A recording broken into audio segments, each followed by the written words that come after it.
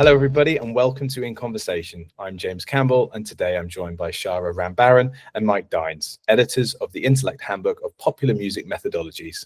We're going to be discussing a few things today, sort of how the handbook came about, the approaches it brings, and also some of the important contributors who took part in the project, as well as some of the other projects that my guests are working on. So without further ado, I'd just like to say welcome to you both. It's wonderful to have you on the podcast. I appreciate your time today. Let's maybe start with a couple of brief introductions. Shara, how are you? And can you tell us just a little bit about who you are, some of the roles that you work in, and then tell us a bit about some of your research interests too. Yes, hi James, thank you so much for inviting me here, and Mike as well. So my name is Dr. Shara Rambarran. I'm Senior Lecturer in Music Business and Media at the University of Brighton, and my current research interest revolves around remixology, digital cultures, internet, anything to do with digital technology and music production, and I'm currently involved in a research project on Norwegian hip-hop. So thank you, James. Very cool. Thank you, Shara. Mike. Hi guys, it's great to see you. So I'm Dr. Mike Dines. I'm Senior Lecturer of Musicologist at Middlesex University. I'm also Director of Programs for Music, Dance and Theatre. I'm Programme Leader for the BA Music course at the university, and I'm also Programme Leader for the MA in Professional Arts Practice. I'm chair and co-founder of the Punk Scholars Network. So a lot of my research really centers around punk, although I've been writing recently about popular music and spirituality, and also about the traveling culture and the New Age traveler movement in the 1980s. Oh, really interesting. Well, thank you both. I really appreciate your time again, and thanks for sharing a bit of insight about both of your research interests as well. With regard to the book, let's start at the beginning. I wanted to ask kind of how did it really come about? What was the genesis of the project, and why was it so important to get it out around this time? I always joke about this. I joked about this at the book launches. That yes, Julia, your colleague at Intellect, approached me in September. I can't remember what year it was. It must have been about 4 years ago. Yeah. 2021, I think. Yeah. Was it 2021? And said, look, Mike, do you fancy getting together a handbook of popular music methodologies? And I sort of said, well, I didn't say anything at the time. I didn't get back to her because I thought this is kind of going to be a big project. Yeah. And so I kind of thought about it, and then she emailed me again and said, have you got my email? So I got back to her and said, yeah, I suppose it might be quite a good idea. And then she finally talked me into it in June the following year. And I thought, yeah, okay, then let's do this. And then I called in Shara, because I've worked with Shara before. And we've both got our doctorates under Derek Scott at Salford University and Sheila Whiteley. So we've known each other for years. I've got a hell of a lot of respect for Shara. And we also asked my colleague, Frenzo Palermo at Middlesex, who had to pull out, unfortunately, later on. And then we called in for Gareth Dylan Smith. So the three of us were really navigating this book. And from there on in, we put the call for papers out and thought, how many are we going to get back, as you do when you send these things out? And we got a great response, a huge response. And I kind of put the book together, went back to Julia and thought, we need to really kind of, have quite a big book. And so I was arguing for a book around 150,000 words. And so I went back to Julia and said to Shara and Gareth, look, I'm going to go back and go, look, we're really going to have to argue for 150,000. And Julia said, oh, what? Yeah, but we were thinking more about 350,000. Yeah. So it was like, wow. And so we ended up with 45 chapters, which at the time encroached over 350,000 words. And we unfortunately lost a few authors along the way. And so it's ended up, I think it's about 320,000 words, I think. And there are 41 chapters. I mean, it's certainly a weighty tome, that's for sure. And I mean, for anyone who's not too familiar with what a handbook is and what the handbook format is, Shara, could you just tell us a little bit about what your idea around a handbook is and what the kind of sort of purpose of it is? So a handbook is more for scholars or postgraduates or lecturers or researchers, and it's about this big. Yeah, there it is. Yeah, there you go. So and the idea is to introduce, in this case, different methodologies to prospective researchers and students to aid them with their own learning and researching as well, and to bring new voices into the field and to inspire the readers and researchers new ways in thinking about their subject, in this case, popular music, because popular music studies is still relatively a new field. Took a long time, to get it where we are now, because a lot of universities are offering this program or trying to implement it in media or any other subject, somehow. And there's more need now for more material on popular music studies, because as you'll find in the handbook, there's so many areas to talk about, and it just doesn't end there because of digital technology. Things are evolving so fast, you have to keep up with the time. So this methodology is quite a groundbreaking achievement for us, and in popular music studies as well. Well, it's obviously it's a broad and evolving area. So how did you guys go about sort of defining the scope of this handbook? Or, I mean, I know Julia probably gave you some pretty good parameters, and then told you to double up and do some more, by the sounds of things. But like, was it quite challenging, and how did you define the scope of the handbook? How did you decide what to include? That worked organically, really, from the chapters that we got. And it soon became apparent that it was not only about content and subject matter, and putting the books into 7 sections as well was an absolute nightmare, and many of the sections overlap, and the editors can only apologize for that. But anyone who's edited any book of this kind of size, or any book academic volume, will know that there are chapters that kind of seep into others because of the organic and holistic nature of the subject matter. But we found that not only were we getting chapters from established academics in perhaps what one might call more traditional fields of popular music studies, but we were also getting proposals for kind of emerging fields, like, for instance, animal studies, sports, for instance, Zoom musicology. We've got eco-semiotics in there, platformization, for instance, online ethnography. And we were finding that many of these are new emerging researchers, either early career researchers, or in fact, even as in the book, some are still PhD students. And so we found it quite an honor, really, to be able to give a voice to a very diverse and a very inclusive set of authors. Well, just to add to that, then, it sounds like it's very interdisciplinary in terms of the types of people and work that you're considering. And I think a lot of people, maybe when they think of handbooks, they might construe them a bit with textbooks and think that they're going to be quite static, conservative, looking back at the canon, established things, how can you teach this?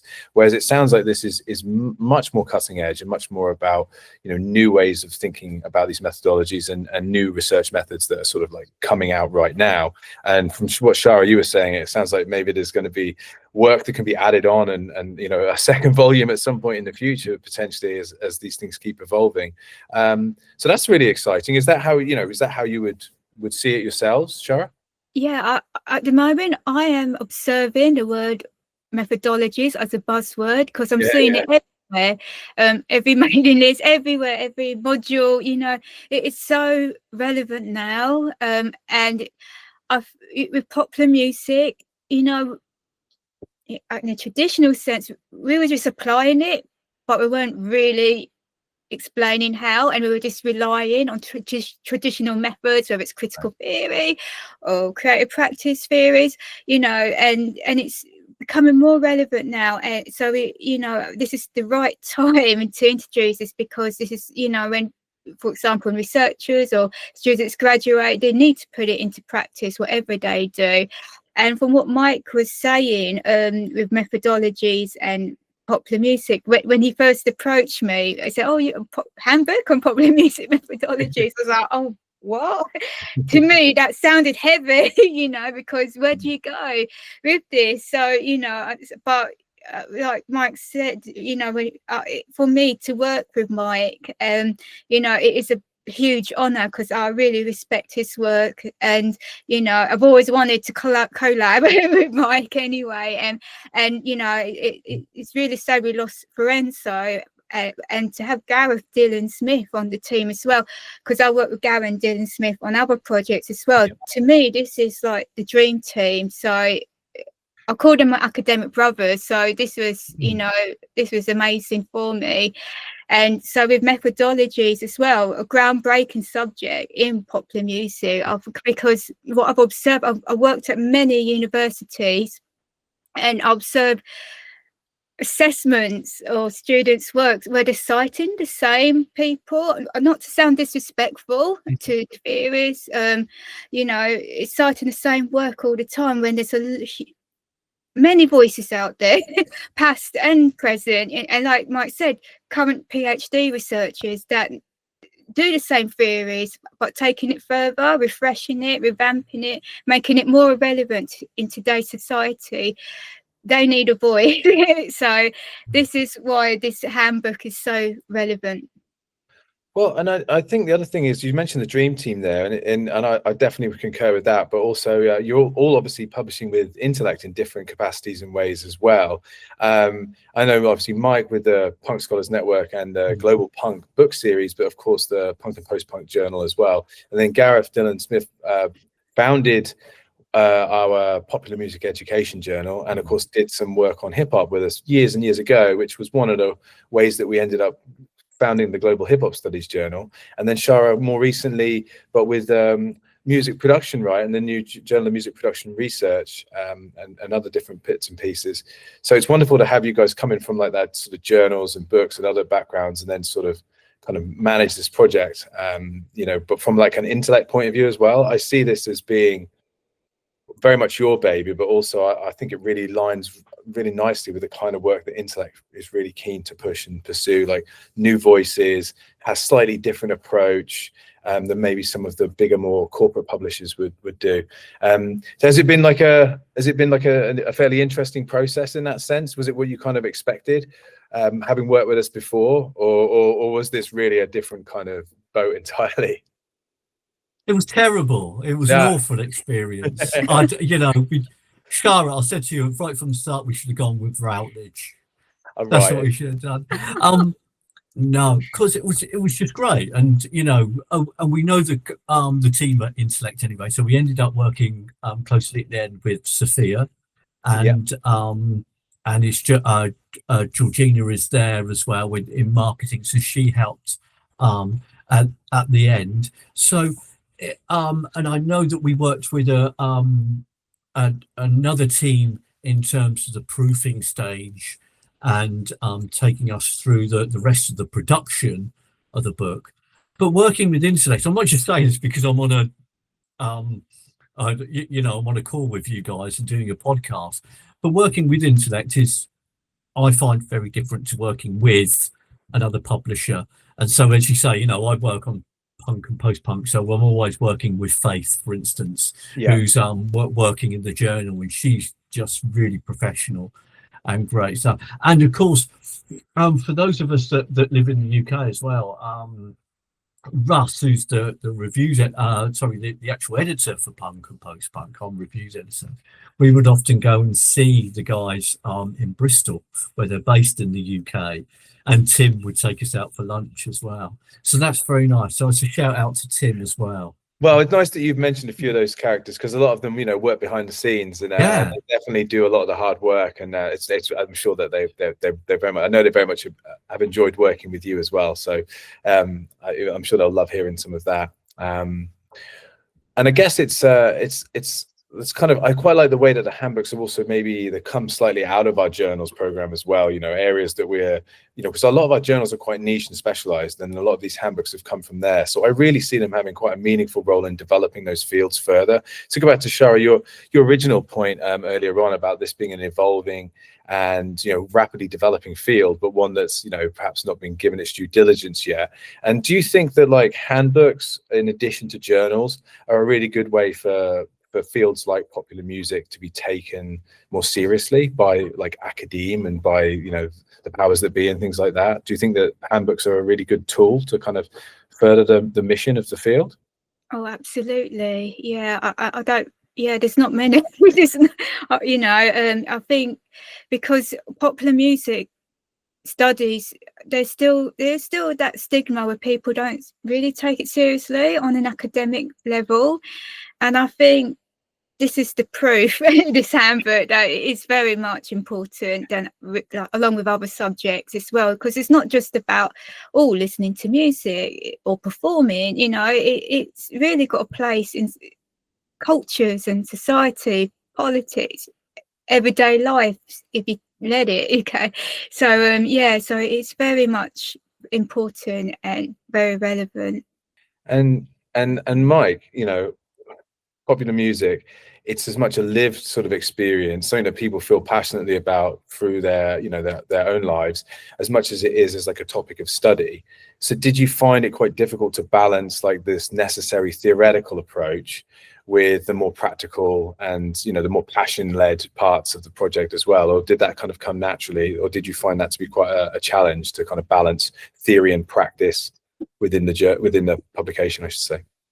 I mean, I'd like to draw upon my experience within the Punk Scholars Network as well to answer this, that I think there's that constant tension between academia and the more theoretical based sort of elements of writing about popular music, and that fan base that and the very intelligent fan base that accompanies something like punk or a similar kind of popular movement, popular music movement. There's a chapter in here, for instance, about Pink Floyd, and so I think there are always those tensions, and there's always those tensions about writing about what is in essence a lived experience and holding it in the academy, and kind of writing and talking about this within the academy without bringing in that lived experience. I think sometimes, perhaps with this handbook, we try to direct it not only to postdocs and early career researchers, etc., scholars, but we wanted to make it as accessible as possible for kind of like for students, for postgraduate students and undergrad students. So I know that this is on a reading list for quite a few courses for in terms of undergrads. I don't know whether it would be a sort of book that would be accessible to kind of the so-called fan, or the that kind of person. And I think that's perhaps something that we should be constantly thinking about in academia, is that kind of accessibility. And I don't want to go on, just to close. It's something that we looked at when we were editing the punk readers for the Global Punk series, and also books such as Shock Factory and Tito's Punks and Simon Strange's book, that we were keeping in mind that these are books that were going to be read by your punk in the street, so to speak, and not just by those in academia. Yeah, I think that's a really good point, and that I think the book we did on Throbbing Gristle as well, which sort of is one of the books that led on to sort of Shock Factory, the book on visual culture and industrial music. That's currently available. A fantastic book from the Global Punk series. That Throbbing Gristle book, I think, was a runaway success. And because we were a little naive to the power of fandom, which is a bit ironic, as we have a journal of fandom studies and we have a really successful book series around fandom. But of course, we didn't account for the number of fans who were really engaged intellectually with the band Throbbing Gristle and any subject around the topic. But they were such fandom was so strong that they're going to buy anything anyway, as long as it doesn't alienate them. So I think by having that kind of accessible style but well-researched content is perfect for this kind of group. And yeah, I've always been pleasantly surprised. It's just trying to find out what topics have the most active intellectual fan bases, and then I'd be able to pick a few more winners, I think. But it's been wonderful to see these books be so successful, and I know that the handbook is already following suit. We're getting a lot of requests from different course leaders, and I should just say, if anyone wants to request a desk copy, they can of course do that by going onto our website and following the appropriate protocols. But this book has definitely been picked up a lot. And then I've had it at conferences. I've been to a few music conferences recently, and I had it at some small little events and some larger ones. And the amount of people who picked it up was really, really wonderful to see. So it's engaging with quite a diverse audience. So I think that's really cool. And it leads me on to my next question, really, which is about the diversity of voices, which, again, Shara, I'll come to you initially on this one because you've kind of mentioned it already. But you brought together an impressive mix of established and emerging scholars, and then also people from very different disciplines. What were the kind of guiding principles that you had when you were commissioning contributors? Did you have like a formal plan, or was it just to see what happened, and then did you fill in gaps? Did you focus on geography, discipline, different perspectives? How did that play out for you?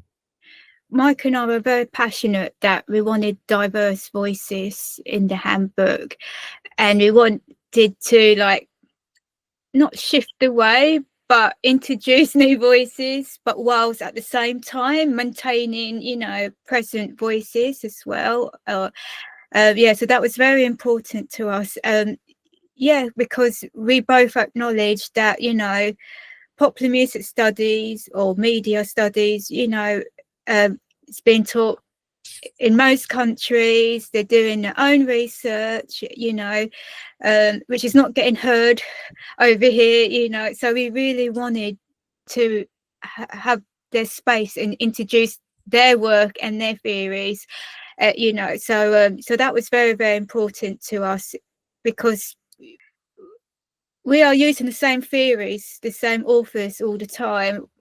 But we have a nice diverse in terms of age, race, religion, gender. We all have a place in popular music academia, so so that was very important to us.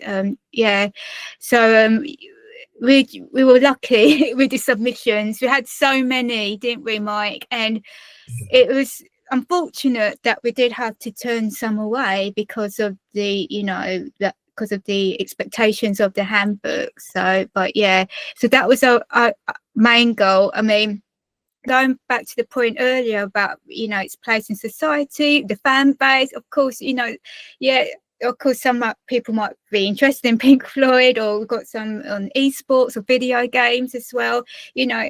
At the same time, we brought in practitioners as well. So it's getting to that stage now where practitioners deserve a space as well, and it's a nice opportunity for researchers and practitioners to work together and share their disciplines and their creativities and theories as well, so which is popular music anyway. So we're trying to be open and inclusive as possible. Brilliant. And Mike, do you have anything to add to that? No, I think Shara's really covered it all. That very much from the outset, we wanted the book to be really inclusive, and we were thinking about aspects such as the global south, for instance. Great, we were also thinking about established disciplines, and then thinking about, okay, so we do want a level of those established disciplines in there. So we've got a great chapter by Brian Andrew Ingalls, who I'm going to give a shout out because he's my line manager at Middlesex, about I appreciate the honesty. Yeah. Oh yes. Hello, Brian. And of course, yeah, you know, we've got those established kind of theories.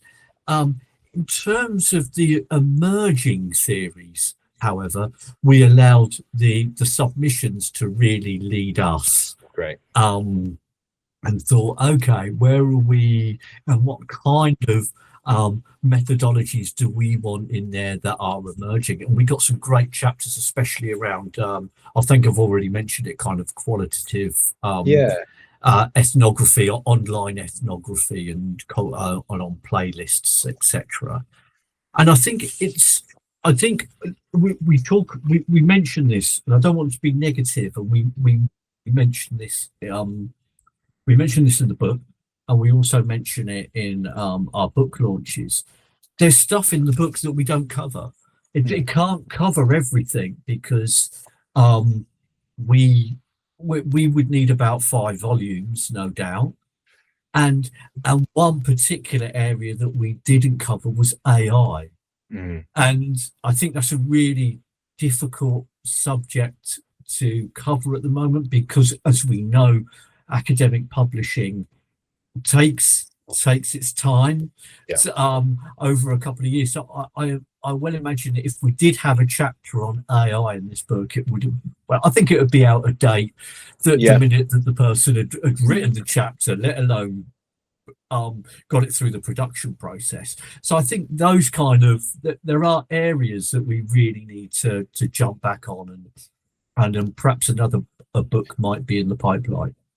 I think you raise a few really interesting points there, and the one about AI is very interesting to me at the moment, especially as Intellect was founded as a publisher. First journal we published was Artificial Intelligence Review, so really interesting how it's kind of come full circle. Even though we only did art stuff and arts and humanities for a long time, we're now kind of dipping our toe back in the water of AI, and we have a really interesting series called AI Politics, which is quite interdisciplinary actually, but it's really run by experts who've worked in AI for a long time and understand, you know, the real dangers, the real opportunities that lie there. And one of the things that they're concerned by, and what a lot of people in current conferences that I'm attending are concerned by, is that not everyone has to have an opinion on AI. Not everyone has to write about AI. Not everyone has to focus on it within their own discipline.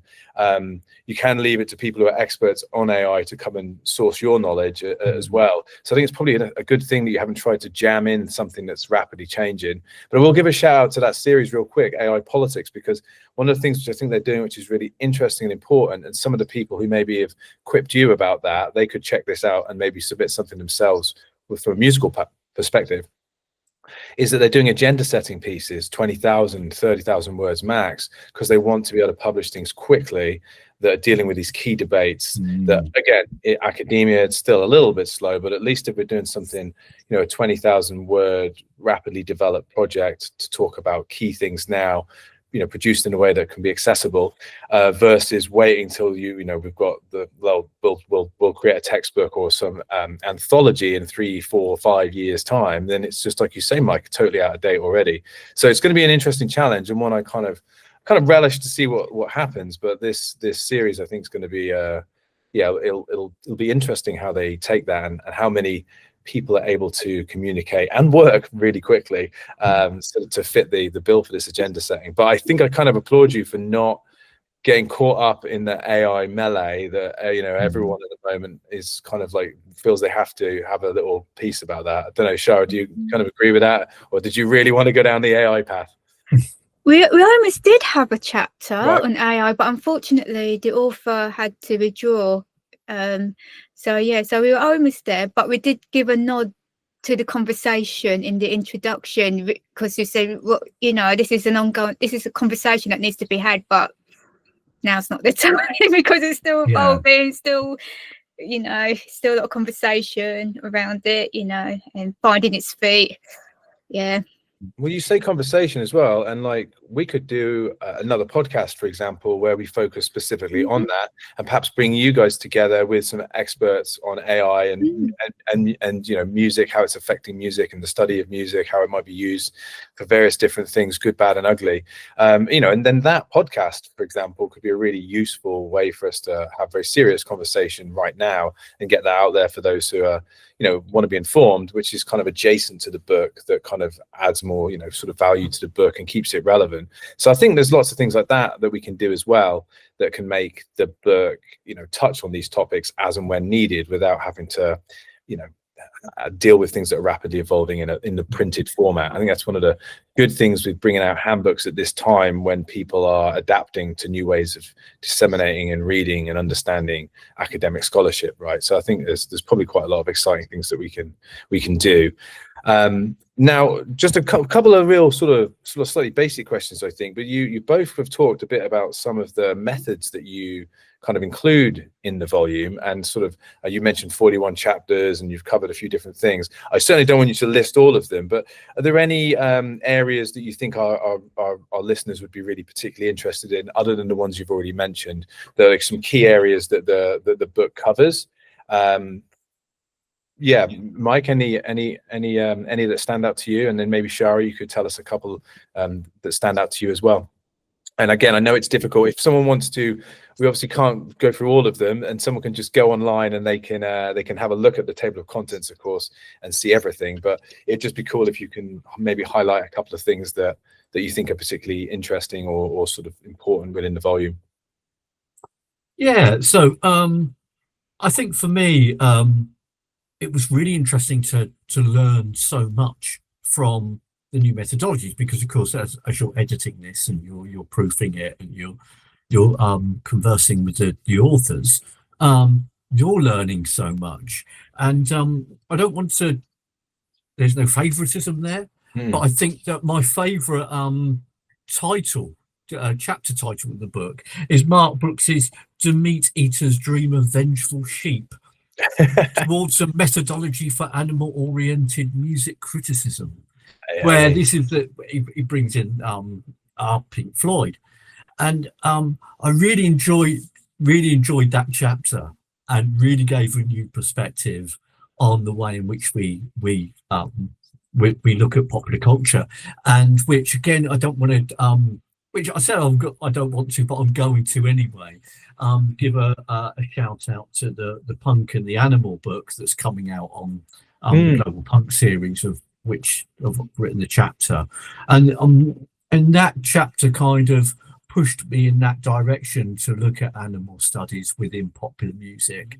So that was one particular, and the other one, which is very close to my heart, as many people know, is was Adam J. Goldwyn's Recovery Studies and Pop Musicology, and he looked at the 12 steps as lyrical, visual, and sonic rhetoric. And I remember speaking with Adam about that chapter and reading that chapter, and I found it really refreshing for someone to speak about the context of alcoholism within popular music, and so yeah, I found those two chapters really interesting. I mean, obviously I found the others. I loved the chapters on esports. I think reading about how we analyze playlists as well is something really interesting, as someone who's still playing his old records downstairs on my my turntable, and not really being in that kind of space around playlists as perhaps my students would be. But yeah, just seeing these new areas of study has been really, really interesting.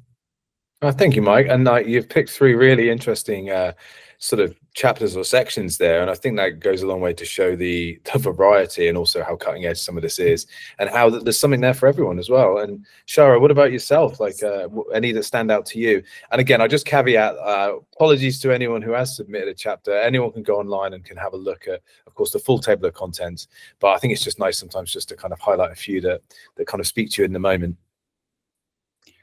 I like all chapters. There you go. The Yeah. politician among Yeah. But what I like about this book, that the title of the sections is not too obvious. It's not, oh, section on history, section on media studies.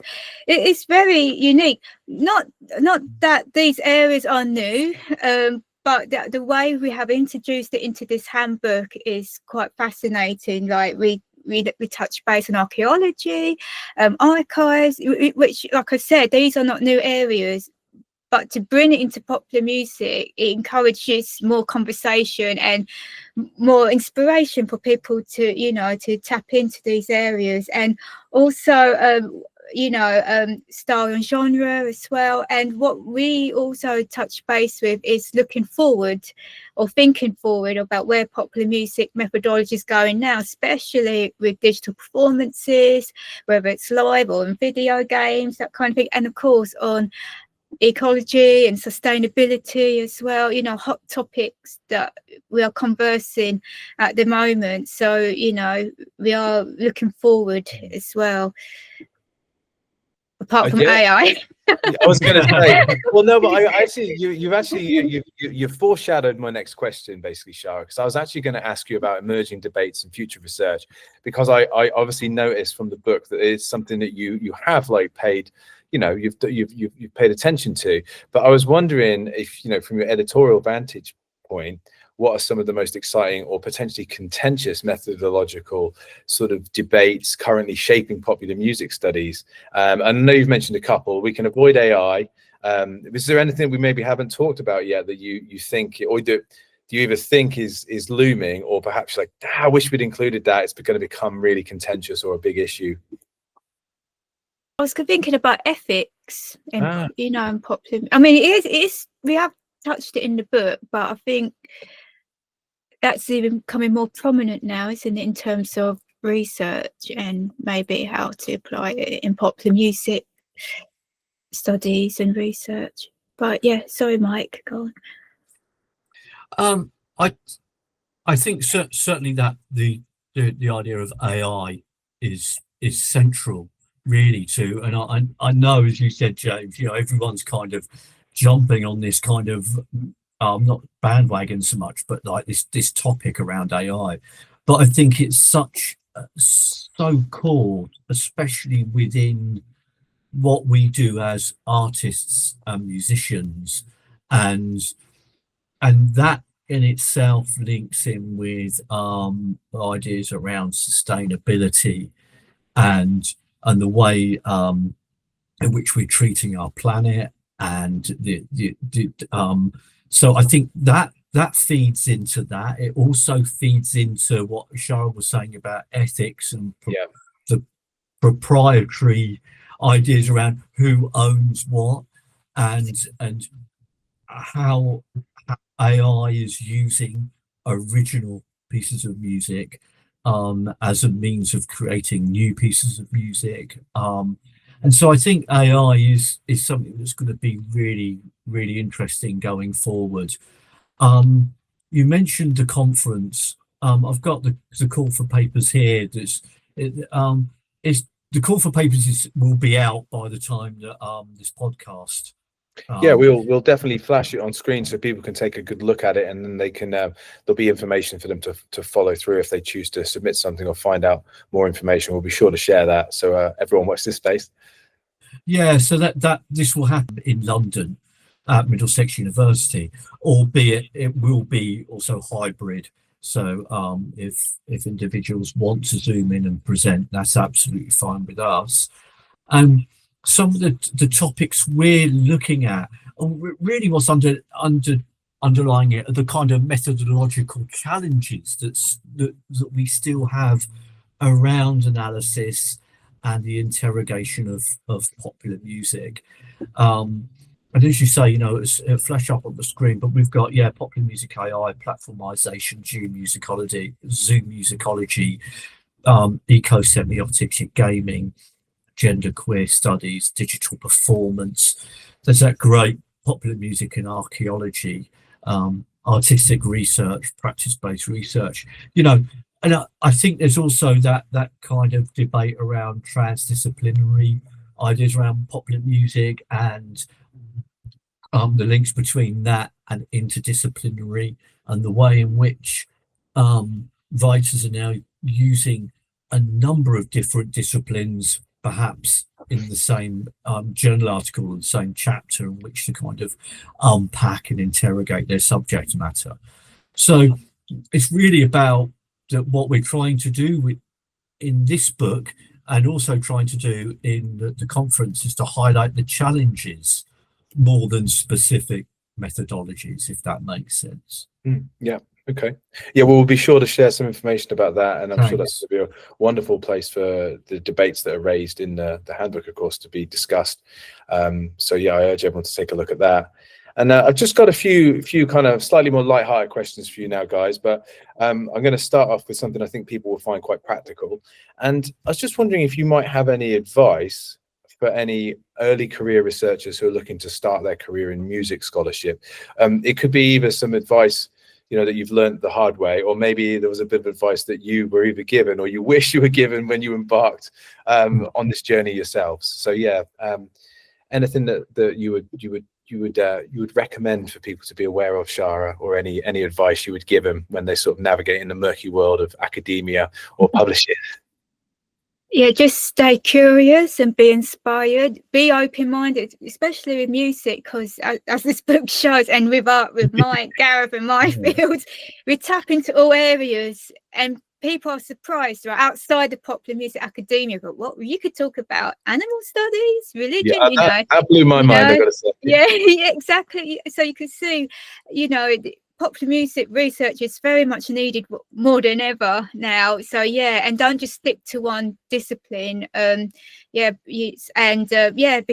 in academia, like I said before, it's an emerging field, but it's also a field that it is being challenged, and perhaps I don't like to say the word threatened within academia. So it's important to maintain that, the significance and relevance of popular music studies. Yeah. Thank you. Oh, thanks, Shara. No, really good advice. Mike, what about yourself? Anything that you'd share with our audience? I think to be brave and to kind of trust the production team.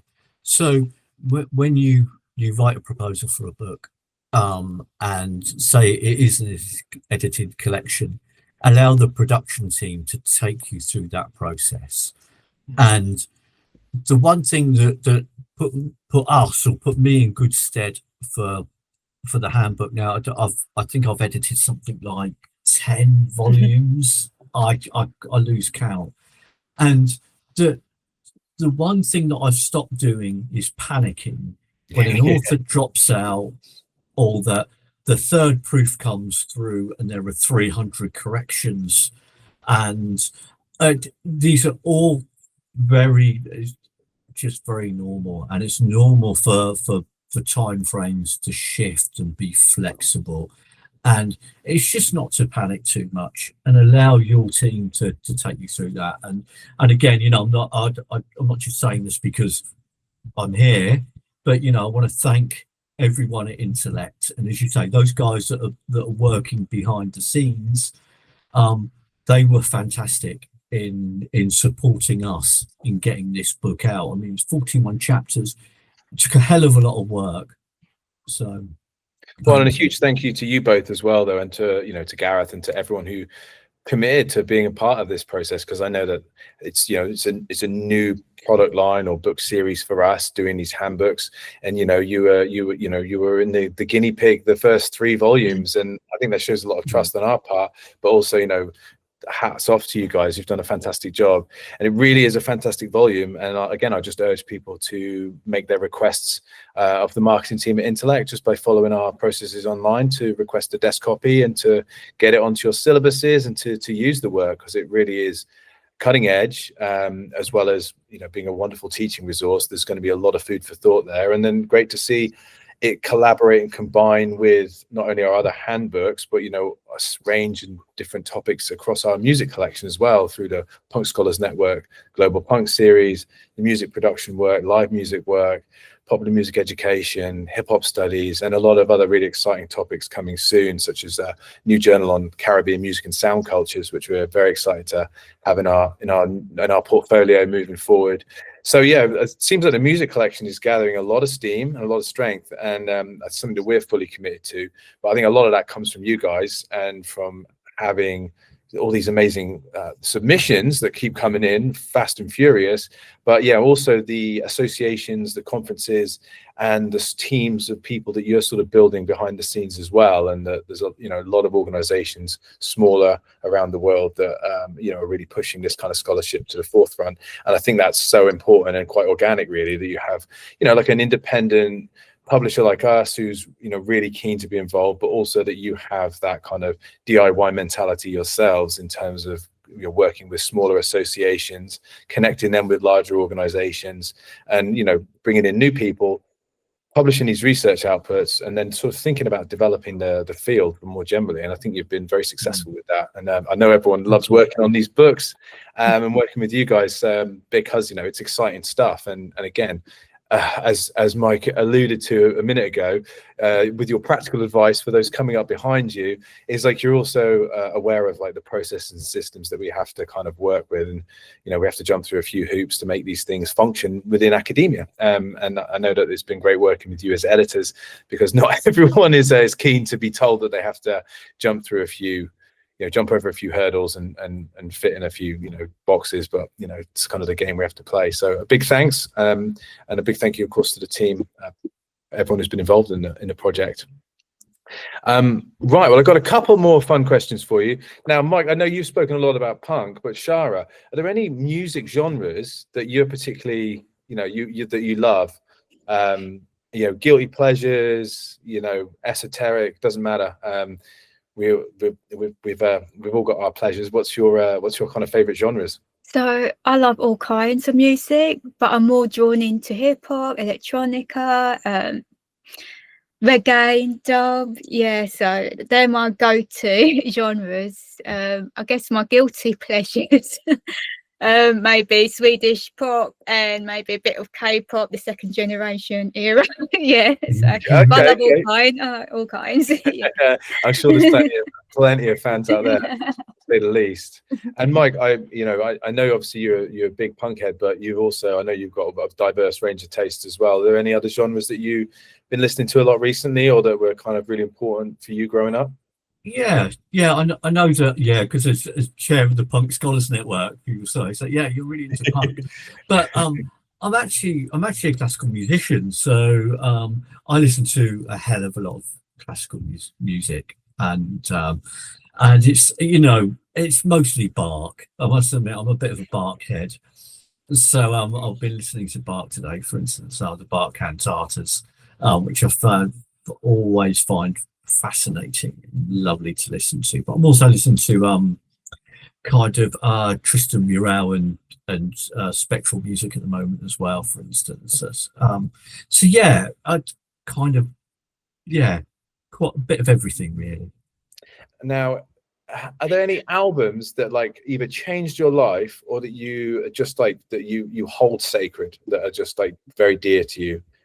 So I'm thinking mainly 1990s, taking me back to my student days. Yeah. Got me to university. Yeah. Okay, I do love my hip hop, my techno, all that, but I have to say, this is slightly different. Maybe Manson and the Six album. Yeah. Rock going on there, and Audio Webs, which is a bit of dope reggae, hip hop. Rock, their debut album as well. So I think those two, I think I could gladly listen to anytime, all the time. Yeah. Well, I think I'm definitely in maybe a similar age category then, because I remember those albums well myself. Yeah. I do, yeah. And I used to work on gigs when I was a student. And I remember a Manson show, and definitely Audio Web, but they supported Skunk and Nancy, I think, when I saw them, which was a pretty epic gig. And Skin from Skunk and Nancy actually jumped off the speaker stacks, thankfully towards the end of the show, and she broke a bloody leg. So they were able to continue with her in the wings for a bit, and then thankfully there was no maybe there was a cut the show short, but it was still an absolute belter. But I remember Audio Web being really good. Nice one. And Mike, what about yourself? Any like albums that just have changed your life, or really, just that they're always there for you? You can say it's Bach's 17 whatever work. That's absolutely fine too. Yeah, so I could say that Bach, Art of Fugue, Glenn Gould, but I think actually it's Onwards and Upwards by Culture Shock, which was really pinnacle in me growing up, and also Radical Dance Factions, Wasteland. I think them two, I think, are really even more so than like Crass, and perhaps even more so than Bach or Beethoven, or Schoenberg. So yeah, those were the two albums. Let's say that. I got to say, I don't think I know either of those albums. So again, this is why I ask these questions. It's just for selfish reasons. I just want to add some albums, so I'm not just listening to playlists. You know what I'm saying? So there you go. Okay, well, thank you very much for those answers. I really do appreciate that, and I think our listeners will be pretty keen to hear some of this too. So I've just got one question, one or two more questions just to finish things off. And I always like to ask people this: if you're hosting a dinner party, and you can invite guests, you can have maybe 5 guests. They can be dead or alive from any period in history. Who would you invite? Who would help keep the conversation flowing? I'll go to you, Mike. Right. So you asked me this on the Punk Scholars. I did for the Global Funk series. I didn't even think so. I didn't even think about it beforehand. So I have thought about it. So I did put, and I'll put some names down. So it's got to be George Crumb, Warren Ellis. I did put Tristan Murrell because I'm listening to his music at the moment. Okay. Jack Kerouac, and I was thinking, who's the last one? And I'm reading rereading the Golem by Gustav Meyrink. So perhaps let's put Gustav Meyrink in there as well. I think that they would be an interesting bunch, I think, to have as at a dinner party. Excellent. No, thank you. Again, this is a tricky question, but I do love it. Shara, any guests that you would have to your dinner party? Okay, so I would invite Joan Collins for her glamour and wisdom on live. Yeah. Brian Burton, also known as Danger Mouse. I'm a big fan of his works. I do a lot of research on his music productions. I just want to have deep music conversations with him. Because I just love his work so much. Rusty Lee for the giggles and the food. Onsato Daki, who's a sumo wrestler, just because.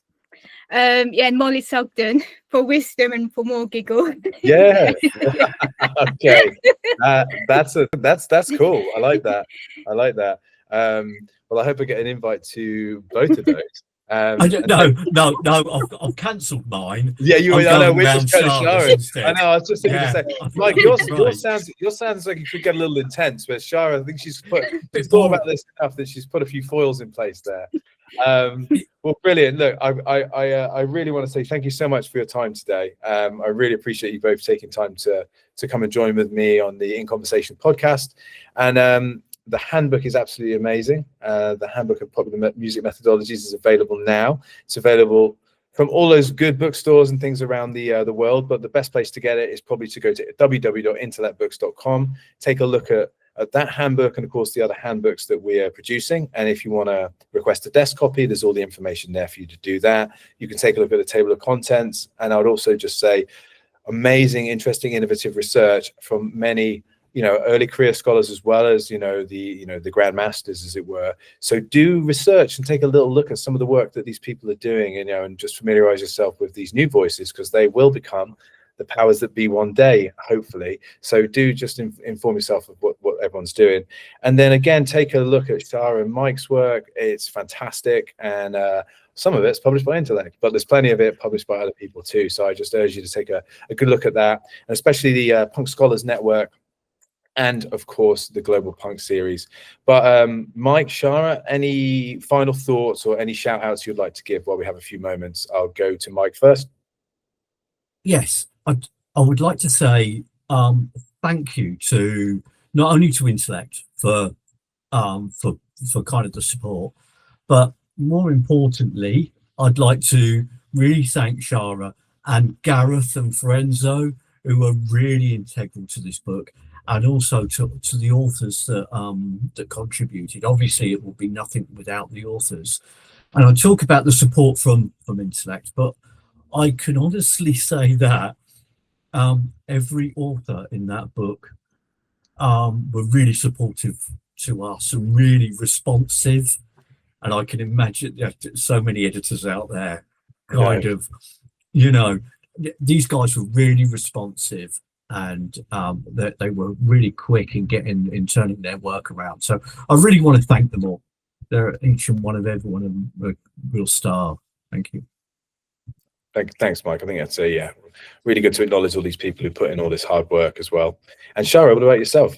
Yeah, I definitely want to say thank you to Mike. And it's an honor to work with you as always, Mike. So thank you for inviting me to be part of the team. Also to Gareth as well, and Forenzo as well. And of course, Intellect. You've always had our back. I know you and Tim so well now. You've always made an interest into our research and our subject area. So I want to say a massive thank you for that. And of course, our lovely authors as well. As Mike said, it was a smooth process with our authors. I've worked on other edited books, and I have to say, with this one, everyone was so welcoming. It took our comments on board, and they were very, very supportive of the book and going forward on how the book is being promoted and book launches and whatnot. Everyone was so keen to get involved. So a massive thank you to our authors. Well, Shara, Mike, thank you again. It's been a pleasure to have you. And to everyone out there listening, we'll see you next time on In Conversation. Thank you and goodbye.